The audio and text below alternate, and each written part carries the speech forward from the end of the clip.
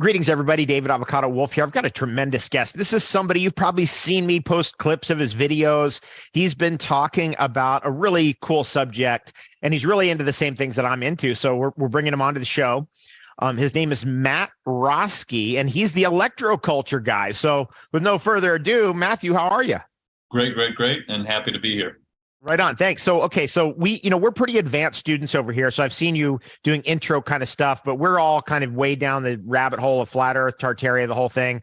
We're also way down the rabbit hole of electroculture. And so I wanted to ask you some questions. First of all, just for the newbies, we've got to tell people what electroculture is. So why don't we start there and tell us about electroculture, especially for planting this spring? So what electroculture is you're creating atmospheric antennas that you're placing all over your garden to harness the energy that's all around us, the ether, the chi, the prana, the life force, the orgone. And what you're doing is you're taking wood and copper and wrapping them into coils and just placing that copper around the wood and placing the atmospheric antennas into the ground in your garden. And that will start to harness the energy that's all around us. And that's the very simplest term, but they used to use a lot of these antennas also on the old world buildings. You used to see a lot of these antennas were up on top of all these old world buildings. We're just taking those same antennas that we see up there and placing them down on our soil in our garden.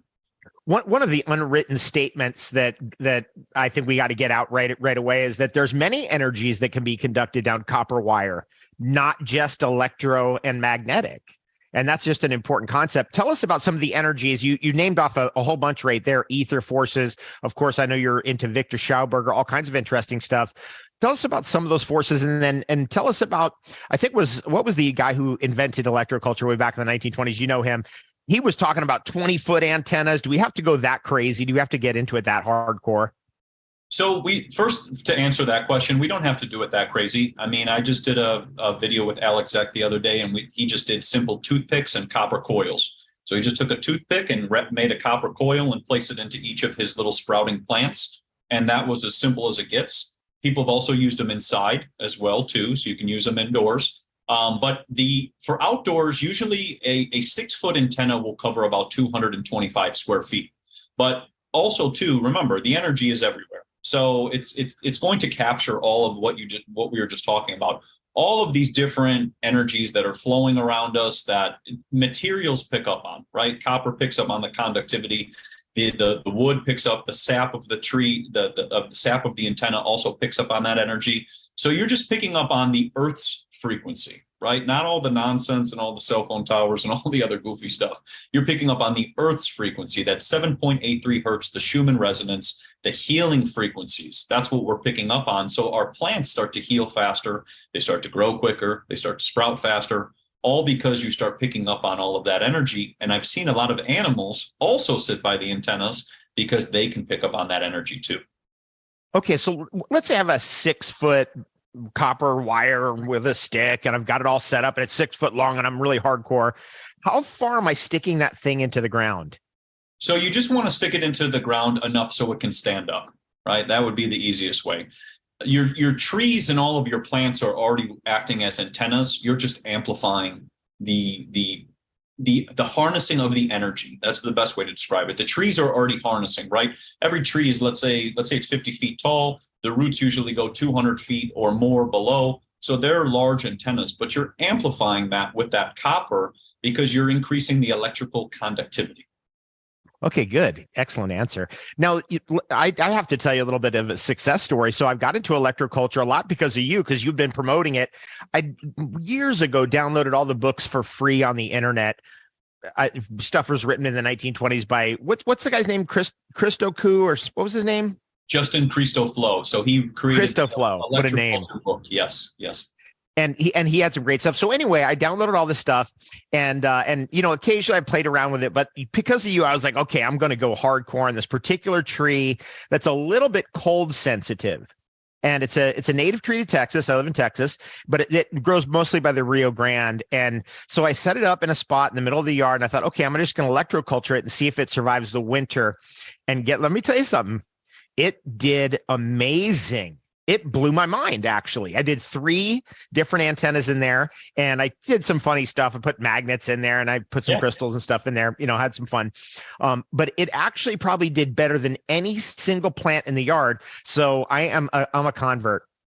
I'm happy. And that's the thing. I've shown videos too, where people will take the wood that's in their backyard and they'll wrap that with copper. They'll find a branch, and it'll just be a broken branch that fell off, and they'll put that in the ground, and all of a sudden that's sprouting leaves, right? Their antennas are sprouting leaves. And it really put me into a state to make me realize that things are more in a hibernation state. They're not actually gone, because if things can start coming back that supposedly are gone or supposedly are dead, then that really blew my mind. And I thought, everybody needs to know about this. And like you just said, your plants become more frost resistant. They become more heat resistant. They can utilize the water better. They don't need as much water, and I had a lady up in Washington. She sent me some videos showing her blueberry plants growing in Washington in December.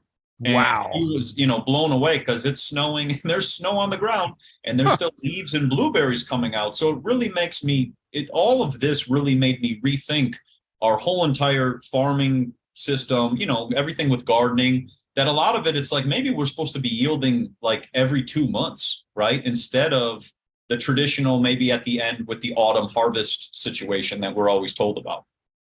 Years ago, when I was studying about copper, it turned up in these books that it was diamagnetic, whereas iron is paramagnetic. Tell us about the difference between using iron and using copper, and not only with these antenna, but also with tools. So Viktor Schauberger did a lot of work with this, and I always talk about him because he was a genius when it came down to it, sitting out in the forests and understanding things. He basically said, if we go with nature, we will always stay. If we go against it, it will crush us.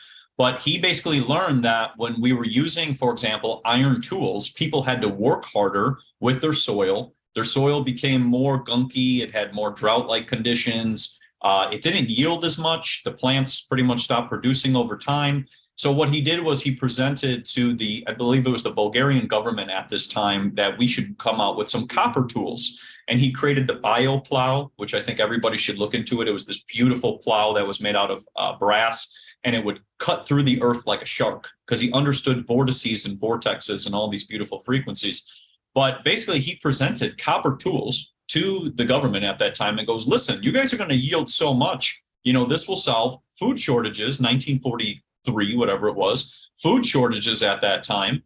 And they basically shot him down because they said they are getting a kickback from the fertilizer companies. So they could not put this into the public light at that time. So they did a big media broadcast on the news and on the radio at that time to basically say, if you use copper tools, and this was mind blowing, if you use copper tools, you'll yield too much food and you won't make any money.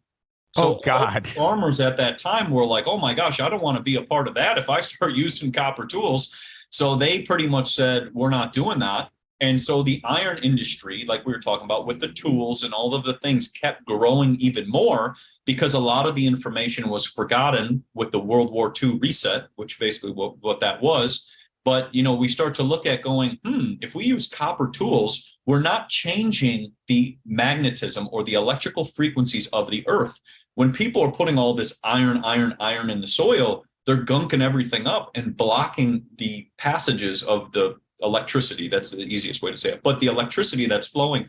And so what happens is when we start putting copper and we start using copper shovels and all these beautiful copper watering cans, right? Like the olden days, copper watering cans, all these things, what we start doing is we're bringing back that electrical conductivity of our plants, of our soil, and things just start going wild. And Viktor Schauberger observed plants 2 times the size, growing 2 times to 3 times quicker.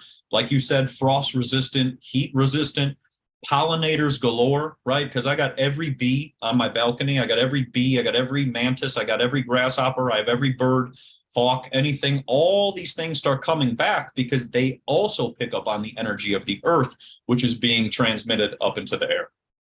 Fantastic. Where do you live and what are you growing? I'd love to get a little peek into your own horticulture, your own gardening. So I'm in Scottsdale, Arizona, and I'm on a 3rd floor balcony, and I just have a bunch of planter pots that I actually originally bought from Lowe's. and I just put some moringa in there. And then I do a little bit of flax because now it's flax season. And then I have basil and I have cayennes, which the cayennes come like almost every 6 days now, which is crazy. And then I have purple basil and then a little bit of mint, but the mint has just been up and down because the goofy stuff going on in the air. But those are pretty much all I have. And I realized when I started doing all this, I started seeing all of these things I've never saw in Scottsdale. And I've been here for years. I've seen all the insects, but a lot of insects I never saw before. And they'd be sitting on my balcony, sitting on the tree, and then what I noticed was when I did this with moringa, the average moringa pod that grows is about 6 inches. And this was my first test. I just took a piece of copper and wood and stuck it in there and thought, I'm going to just try it out. And my moringa pods were 6 inch. The average moringa pod was 6 inches, but mine came out 14 to 22 inches long. So wow. I realized, what are we doing? If I can grow this on the balcony and I'm on the 3rd floor, I'm not grounded, I'm literally up in the air, there's traffic in front of me, you've got these radiation lights and all the other nonsense going on, then every person can grow and have an abundance. That's what I've realized. So I'm taking some cool different types of wood, like holly wood. Actually, we've got some interesting hollies growing here in Texas. So I'm taking holly wood and I'm wrapping that with the copper and doing some interesting connections between them and having a little bit of fun. For the basic person, they're going to be like, okay, I just need the piece of wood, the dowel, for example, and I'm going to wrap the copper around it and just stick it in the ground. But where do we go from there? Like, what's the second step, the third step? What are some of the other things that you've experimented with or that Christoflo had done successfully way back when? So they started doing a lot of stuff with brass because you have the copper and zinc combination to create the battery. So they did a lot of stuff with brass, and people can experiment with brass, and it's a really fun material to work with. It's also very powerful to wear on your body as well, strengthens the body, gives you all the zinc and everything. The other option that somebody can do is they can use crystals and quartz and, for example, like bloodstone, lapis lazuli, all these different stones, because they're going to emanate different color spectrums onto their field, right? Because that's the other thing. With all this nonsense going on up in the air and the sun being dimmed and blocked and things, we're not getting the full spectrum of color, which also can impact our plants as well. So with those crystals, you start to get different color spectrums and different hues that you might not get. And that's why I always think of like copper, when you're just seeing it, it's the same color as the sun. It's that same golden hour or the sunset or sunrise. So you're getting that reflection onto your plants to help them go crazy as well. Next, you can move into looking into basalt, which is volcanic clay. And that goes into the paramagnetics, the stuff you were talking about as well. But basalt is phenomenal. It's the volcanic ash that comes out of Hawaii, and it also comes out of Alaska. And that's why everything grows so large in those two places, because there's so much volcanic ash, which is loaded with quartz, which has the piezoelectric effect, which creates energy. And that's all spread out throughout the soil. And then the soil's absorbing all that, and all that electrical conductivity is happening. And things just go crazy. And that's another one that people can use. They can use volcanic ash or basalt to take their plants to another level. They put it all around the roots. And that also goes into Steiner prep, right? BD 502, which is taking cow horns, loading them up with manure and quartz as well, too, same thing, and putting them into the earth, which create these beautiful little antennas. Other options people can do, you can make copper pyramids, right? The studies in Russia, they showed when people were placing copper pyramids all over their soil, that plants started coming back to life after 20 to 30 years of being extinct. So that was very interesting. So now imagine your pollinators coming back that might have been gone for this time. And then the last one that I think is probably one of the coolest ones, which it reminds me of just everything of frequency and sound. Either a person can get like a wind chime that's made out of, for example, brass or copper so that it emits certain sounds, or wood, like you were just saying, or they can play bird sounds, because bird sounds have been shown to open up the stomatas, the cells of the plant. So that's where the rooster came from, 4 a.m. They chirp and then everything opens up. But those bird sounds can help the plants absorb more nutrients when they hear those sounds. And that's why they did the whole DDT is good for me nonsense back in the 50s, to decimate the bird population so that they could bring in chemical farming and make it go 2 times more GMOs and more pesticides and all that. So a person can get either one of those simple little bird trinkets. If you ever see them on eBay, they're real cool. They open up and the bird just starts chirping, and it chirps forever, which is funny. But the other option is they can get a little speaker system and even a CD player and just play bird sounds. And that will start to balance things out. Now, a lot of people, when this starts happening, they start getting maybe different bugs as well, because all these bugs are like, oh, this stuff's good, I'm going to come eat it. They can actually play bat sounds, which is the sound coming from the bat, to actually get rid of if they have too many issues with like moths or any type of pests or anything that are coming around, because insects are usually either coming because it's good and they want to eat it, or they're coming to clean it up. But you can balance it with sound frequency, and then that will help grow your plants faster. And this was all shown with Dorothy Redelac with all of her work, and then Dan Carlson with Sonic Bloom and all the stuff he did. But there's so many ways that we can be improving our gardening, our farming, growing our food, supporting Mother Nature, rather than just taking pesticides that are loaded with iron and all types of chemicals and weird stuff that we know destroys the body, is also going to destroy the soil. And those 4 to 5 things, I would say, would be some of the best things you can do to really take your garden to another level. That's cool.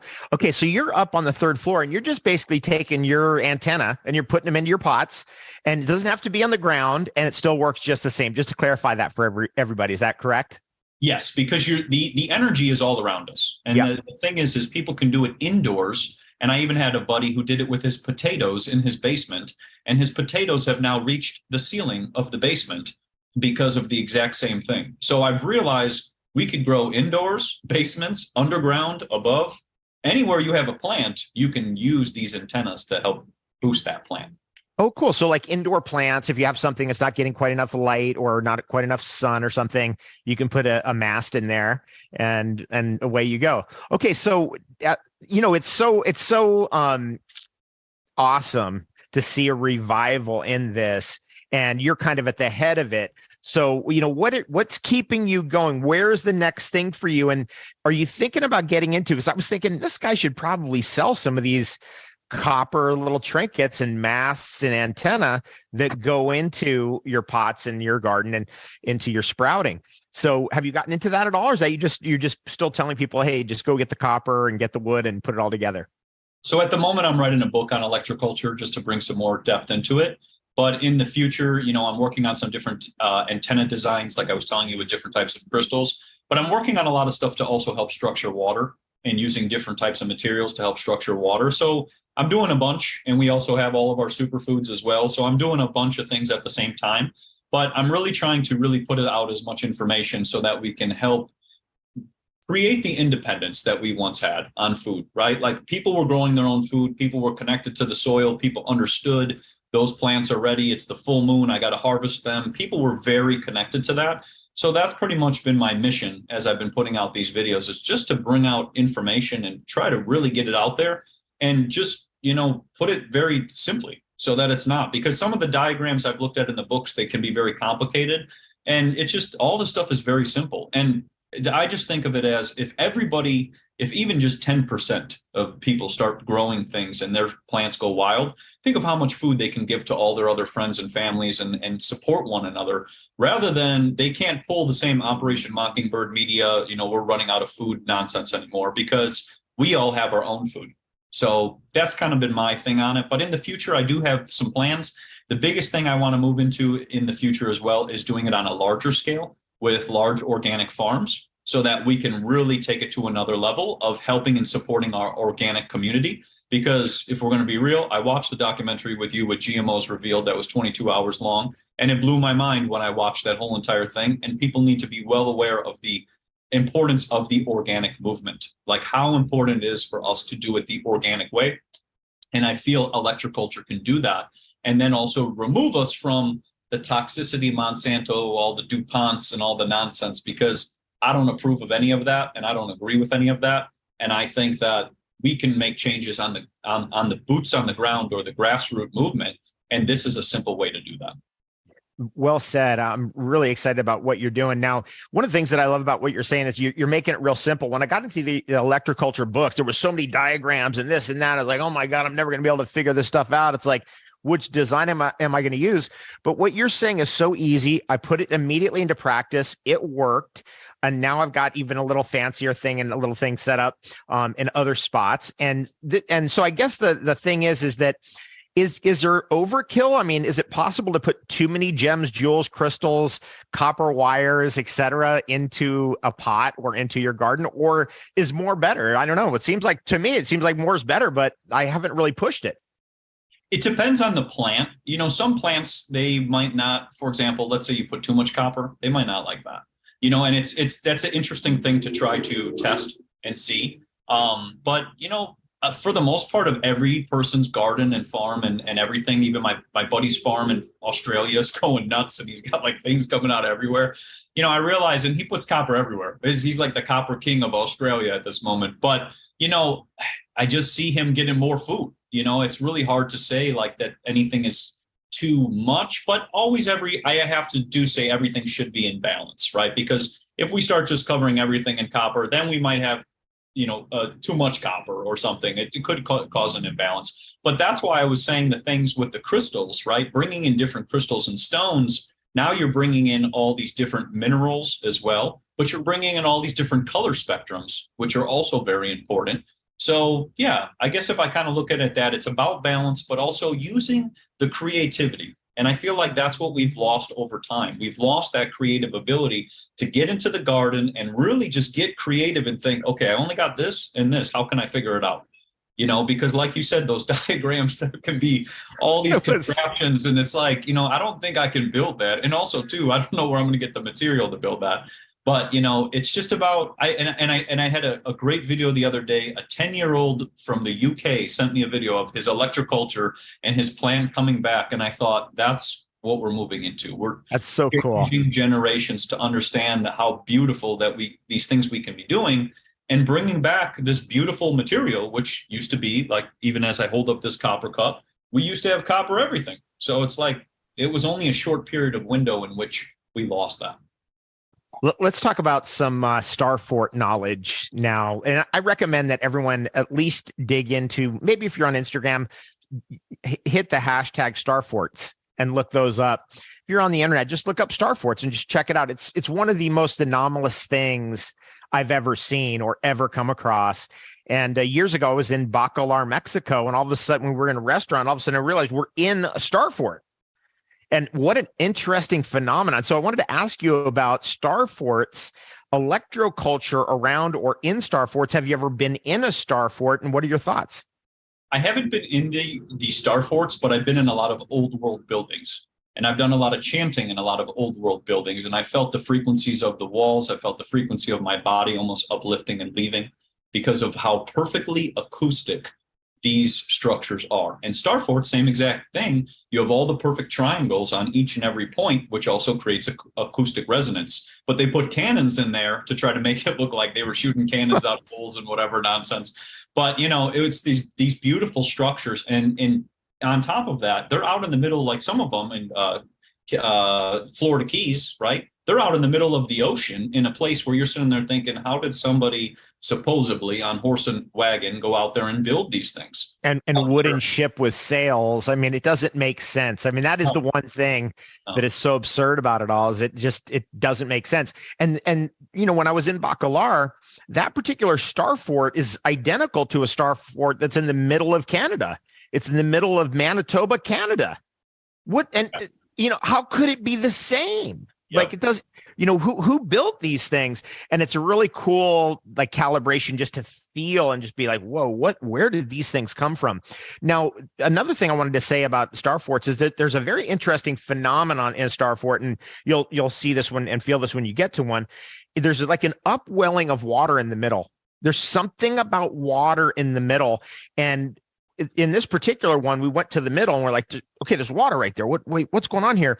And that's where the well was, where you put the bucket down, you pull the well water up, that kind of deal. So it was really interesting how it works with the surrounding land to control water and probably to control fertility, and probably is very useful for farming. So these structures that we can put on the earth can improve the actual fertility of the earth.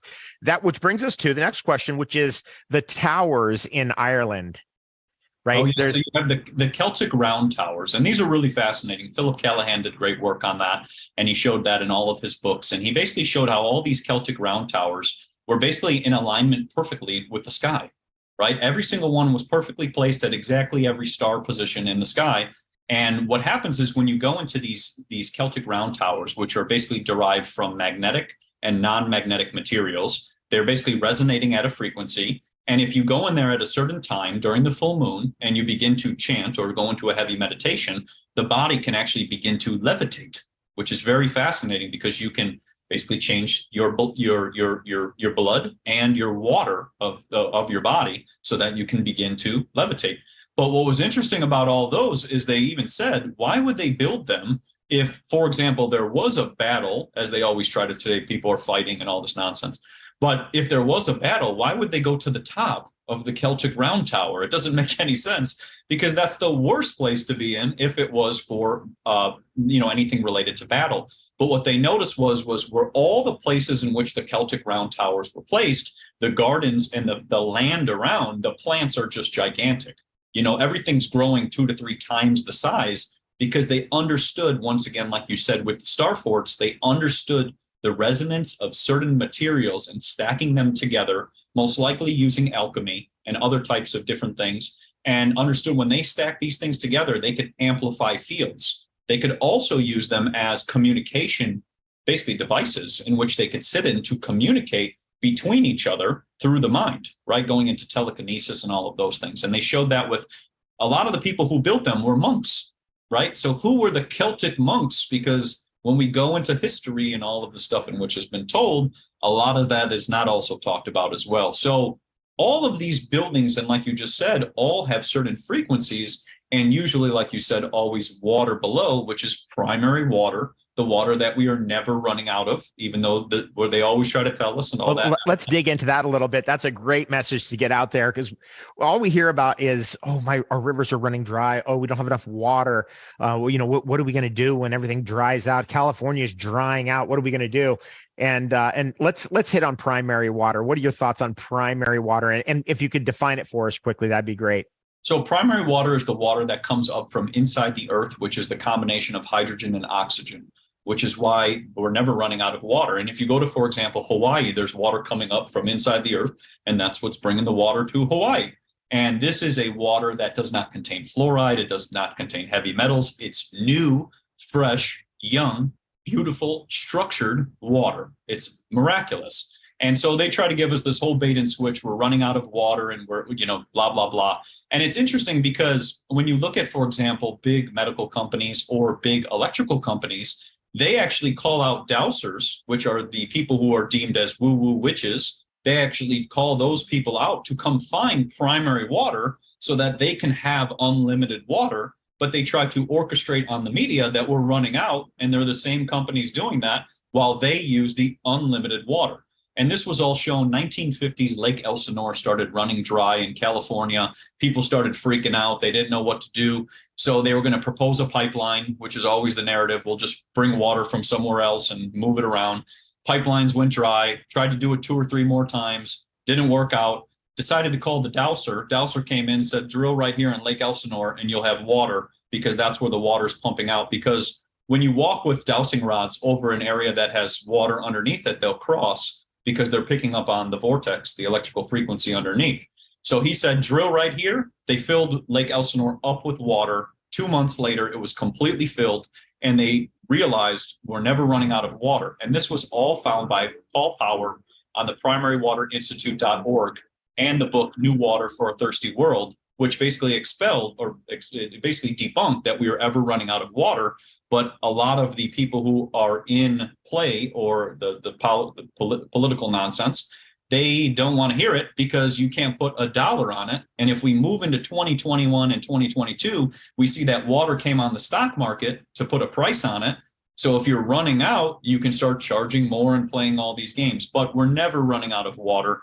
And for example, if we go up right now, let's say the Sedona, there's springs in which you can go sit in, and it's structured, electrically charged water that's coming out of the earth that never runs out. Fantastic. For everyone out there, if you're wondering about how to find spring water, and a lot of them are primary source springs, findaspring.com. Okay, so living out there in the desert, one of the things we like to do, Matthew, is we like to come out there and pick saguaro cactus fruit. You know, you've got the great saguaro cactus out there, which is an antenna of sorts, and it seems to be a very unusual type of energy attractor. And cacti attract energy far differently than, say, a normal flowering, leafing tree does. So out there in the desert, is there anything that you do differently? What have you noticed that's different out there in that ecosystem versus, say, the rich ecosystem of high waterfall and high humidity that we have over here in Houston? I would say, I mean, it's just, you see the different designs of the plants, right? I mean, the way that they're designed as an antenna is, I mean, and like you just said, with the cactus, it's the cactus and the pine. It's very interesting. Both of those grow in Arizona, which, you know, when you think of the climates, the cactus you can see, but the pine doesn't make as much sense.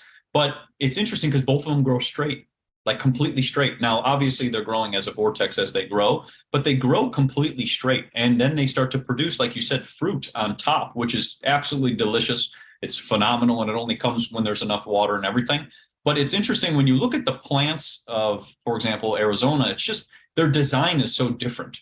That's the most interesting thing. And what I started realizing is if we start making antennas, right, electroculture antennas, we should also do that based on where we live, right? There's a lot of there's these little teddy bear cactuses which throw these little spiky things all over the place, and they are those choyas the ones that hook onto you? Is that what you're talking about? Those are those things, they'll just get you. Like they will. They're the worst. They will get your foot. They will get anything that they can, and they'll hook on. But I thought, think of that beautiful design of nature. If it was also based on an antenna as well, it's picking up with all of its points going exactly like a circle with points coming out of it. It's picking up on every frequency so that it can gather them.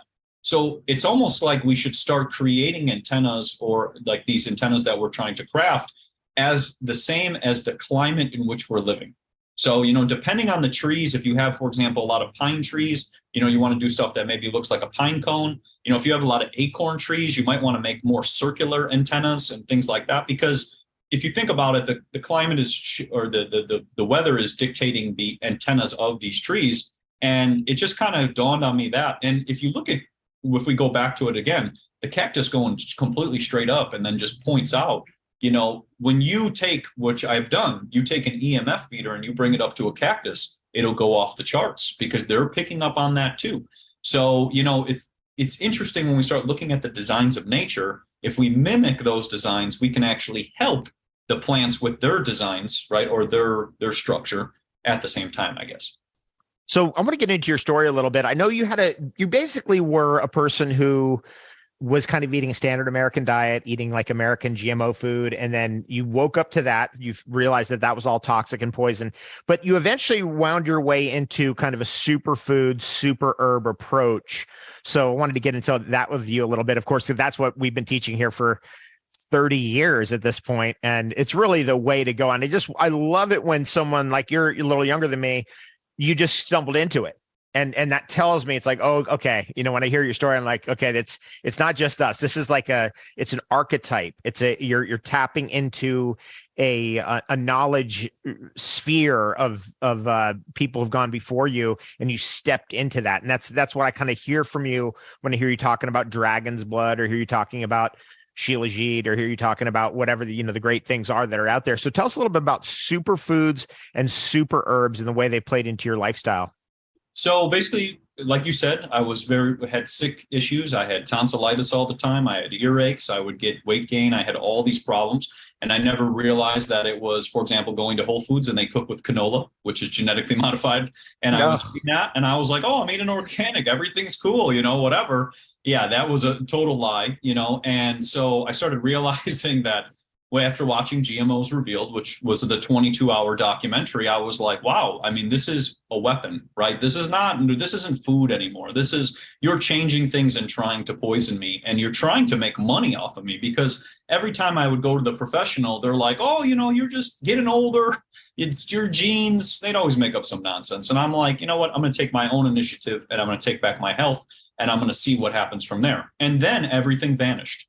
And I never had an issue ever before. So I realized, wow, I was lied to on so many different levels. So just cleaning up your diet, just going organic, basically, you pretty much cured yourself of all kinds of problems.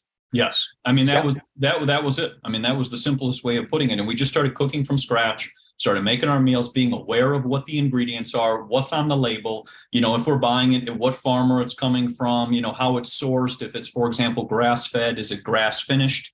Asking all these little questions, which kind of get left out as we approach the grocery store, which, they just are trying to make money. That's pretty much what it comes down to. So in the realm of things, I started getting into different mushrooms like cordyceps and different superfoods and all these things, and started realizing like, wow, these really work really well, right? Like when I was in the fitness world, cordyceps, your breathing is better, your endurance is better, you feel stronger, you just feel better. And I go, all the synthetic stuff doesn't make a lot of sense because it's single nutrients. I can't really absorb that in the same fashion. So I started moving more and more towards superfoods and just these foods loaded with nutrients. And so in the last year or two, I got heavily into dragon's blood and pearl powder, black ginger, all these beautiful things. But dragon's blood was one that pretty much blew my mind, right? A lot of people suffer from skin issues. And when they place dragon's blood onto the skin, their skin begins to heal within 72 hours, which is remarkable. And people were, suffering from any type of skin issues.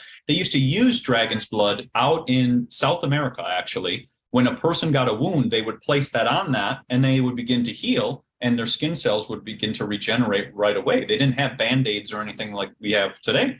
So I realized, wow. And then the antioxidant value of dragon's blood, the auric value, was over 3 million. And I thought, this is mind blowing. Like we know chaga, we know reishi, we know all these things, but this is like on a whole different level. And when I started researching this tree, the Draco tree, which was from the Atlantean times, I started understanding, well, this is tree sap, basically. It's ancient tree sap that can heal the body, just like pine. The pine sap can be very healing, or turpentine and those things as well. All these things, I started thinking, wow, why aren't we eating this? Why aren't we putting this on our skin? Why aren't we using these things? And they started to address certain things that I was trying to help mitigate, right? And then I got into pearls, and I started understanding the power of pearl and the frequency of pearl, and how pearls can help heal the eyes. If you're suffering from eye issues, teeth issues, bone issues, all the magnesium carbonate, selenium, calcium carbonate, all these beautiful minerals. And I started realizing, okay, I've learned about vitamin C and citric acid, all the nonsense that they put in all those vitamin C packets and things. And I thought, this doesn't make any sense that we should be consuming any of this, because I'm not going to absorb it. And you're putting all these weird fillers in it. And why don't we just eat from food? So every product in which we've designed, it's specifically aiming at looking at organ pathways which need minerals, because I started to realize that our whole system of how we eat with the food pyramid and all the nonsense we've been told, we're not even talking about, I need to feed my liver, I need to feed my kidneys, I need to feed my eyes, I need to feed my brain. And they used to do that back in the day. When you look at the ancient, the healing practices, they understood like your electrical conductivity is off, wear this copper bracelet. They used to understand all these things. So I started getting into all these different superfoods to bring them forward, and then to bring attention to them so that we can have solutions. Because that's the other thing, going to the professionals all the time and trying to, remedy the situation doesn't occur. And nobody should have to suffer with any of the issues in which they're facing, because they're just nutrient deficient. And that's why, even like we were talking about, the organic movement is so important, because you're getting the nutrients. You're getting the nutrients into your body to heal, rather than the triple NPK, which really doesn't do much to, benefit anybody. And it just, so all of this led me down all these different things. And the electroculture thing started with learning about crop circles and how crop circles and energy and frequency. So each little path led to another thing, and that's where we are today. Okay, cool. So I'm at the end. I'm going to make sure everyone gets your website and how to track you down and the great products that you have. But in the meantime, I want to ask you about Viktor Schauberger. I'm a huge Viktor Schauberger fan. I went and met and hung out with his grandson, Jörg Schauberger, stayed with Jörg Schauberger in Austria a few years back now. He showed me some absolutely amazing stuff. He's like, you can't take pictures of this, but I can show it to you. And it was some pretty cool stuff. What are your thoughts about Viktor Schauberger? And I just love that you're bringing all the energy to these subjects, because this is part of the way out. This is, we're going to have to get out of the mess that we're in. This is the way out. What are your thoughts? So I think he was well ahead of his time. You know, he was up there. You have him, you have Justin Christo-Flo, you have George Lakhovsky, you have John Keeley. And everybody can look into John Keeley, another person with ether and technology. But Viktor Schauberger was way ahead of his time. I mean, he created the first flying saucer, right? He understood that you can use energy to basically harness the vortexes to create free energy, right? He even said all of our automobiles only operate at 12% efficiency. 12%. So it's like, okay, so if I get 20 miles to the gallon, I should be getting 200, right? Like if we multiply that out. So he saw all this and thought, what are we doing? You know, and when I started getting into his work and understanding everything that he did, he just spent time in nature. And so what happened with me is I just started spending time in nature and understanding, you know, if I draw sacred geometry into the soil and I chant, I can create different frequencies, you can change different things. And I realized same with him. He understood how water flowed and how we should be using vortexing to create structured water, how we build in straight lines, and it doesn't make any sense, because it creates stagnant, poisonous water over time because the water is just sitting, you know. So he was remarkable with that. And all of his work, when I got into it, I was like, he's figured out the secrets to the universe, right? Like that's kind of how I saw it. And I just was reading his books and things were going and it just all connected. And I thought, this needs to be out there, you know. And I think that I want to be the person to talk about it and bring it out there. But, you know, his work needs to be put out there, because I've had people, and this is crazy, I've had people from Austria message me that this is not even taught in Austria. That's crazy. They don't even teach Viktor Schauberger's work. He created all these things and figured it all out, and they don't even mention him. And that's where we've learned, that's what we've moved into. Like you said, if we're trying to move out of this, we need solutions, not fear, not the nonsense, because that's that same frequency, but we need solutions, and we need beautiful things that can fix things. And I think personally, if a person can grow more food, and they can access primary water with structured water, then we are already 2 things ahead more than anything we were before. Otherwise, we'll keep doing the same playbooks like 1976 all over again that they did in 2020. And we just keep going through this same playbook over and over again. And I think his work just kind of showed it all in a nutshell. Well said. I love the way you said that. I love the way you make it so simple and easy, because when you really think about it, it's like, geez, if we can grow better food, like twice as good, we can easily do that. We can just have free water. Findaspring.com. Primary water sources are out there, everybody.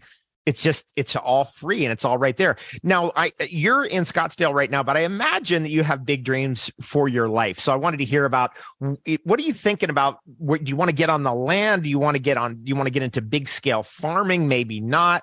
Maybe a big wild piece of land. Are you looking to find a place with a spring on it? What are your thoughts about that? Or maybe you're just happy where you are. So at the moment, just trucking along. That's the best way to describe it. But, you know, I've looked at land, I've looked at different ideas of setting up different things. I want to build some different things and move into different ideas of maybe building certain types of, not buildings, but things that emit certain frequencies based on it, kind of like meditation huts and things like that. You know, so that's kind of the future. Also helping, like I said, the organic farms and doing some stuff with that. And then just going, whether it's worldwide, whatever it is, and trying to help, you know, and just give solutions. Because I mean, I feel like, you know, we have to take action. That's the best way to describe it. I mean, we can only sit here and, like, you know, repost and post and share and everything else after a while, in which we're just reposting and sharing. We're not really taking action. So I feel like, you know, I'm trying to lead the way of this. And I feel like 2023 is the copper revolution. And also we're on the 11-year solar cycle. So there's tons of energy going on right now. So I kind of feel like, yeah, it kind of feels like my path. It kind of feels like, this lady told me about, it's what's mind blowing is the lady told me in an Akashic reading about crop circles, and this is what led to it all. And she's like, you'll just figure it out from there. And it just Incredible. started all from that. So here we are today and kind of where it's going. Okay, so for everyone out there, look into it, get into electroculture, watch all of this man's videos. I put them on my Telegram channel quite a bit. They're very popular. My inner circle's super into your stuff. They're going to be very excited about this recording and this video. And I guess with that, give us your websites and tell us what you're working on online. So our website is cultivateelevate.com, and we just added a new Electroculture page. So it's cultivateelevate.com/electroculture, and people can find all their frequently asked questions on there. They can find videos and pictures and those things as well. We're also on YouTube, Telegram, and Rumble, and I try to put places everywhere because, as we know, they try to block a lot of things, so it's good to be everywhere. And then in the future, like I said, working on some different stuff related to structuring water and some other stuff related to some energy things and just a lot of different things. Well, it's kind of whatever's coming in the time of the month. That's what we're moving towards. But in the future, also working on some more different superfoods, getting in some different variations of shilajit and some other very rare superfoods that I'm going to try to bring out as well. But pretty much just trucking along. But cultivateelevate.com and also Instagram, Cultivate Elevate and Cultivate Elevate 2. Okay, cool. So you're on Instagram as well. I'll track you down right there. Matthew, very great to meet you, man. I'm really excited what you're doing. Congratulations on the momentum you've been creating. It's been a lot of fun tracking your progress and a lot of fun putting what you've been putting out there into practice. And we've been doing that. And as I mentioned earlier in the show, it's done wonders for this tree in the backyard. And I'm going to now spread the word, and we'll get this interview out far and wide. Any last parting words? Just everybody should try it. That's the best way to describe it. It's very simple, and just try it. Even if before it's knocked, just try it. See what happens. And if it doesn't work, try it again and just be creative. And my whole thing now is really bringing back the creativity and really getting our mind going. Because as you know, with all of the technology and all the stuff we have nowadays, it's dimming that. It's dimming our ability to be creative. And as we connect back to nature, we will become the most creative we've ever been. You got it. All right. Right on, everybody. I'll make sure I leave all of the details, Matthew's websites, findaspring.com. Is it elevatecultivate.com? Is that right? Did I get that right? Cultivate Elevate. Cultivate Elevate, other way around. And then we'll get that all in the show notes, and make sure you get that Electroculture, that new Electroculture page as well. I'm David Avocado Wolf signing off. Have the best day ever. Cheers. Till next time.